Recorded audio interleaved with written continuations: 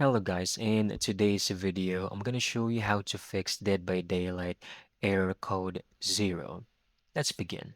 First, open your Steam client and head over to your library tab. Click on it, and let's just say this is Dead by Daylight, right? Just right click on it, click on Properties, installed files, verify integrity of game files. This will basically check for any missing files and Steam will automatically reacquire them for you. Once done, close this window.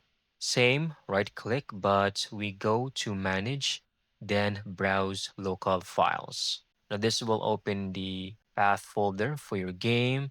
Click on easy anti-cheat folder and then run this application, all right? It might take a few minutes, but once done, you can now close this folder and then try to relaunch the game. It should now be fixed. However, if the issue is still there, what you can do is try to use a VPN. Most players have reported on Reddit that trying to change their network and using a VPN actually works for this issue.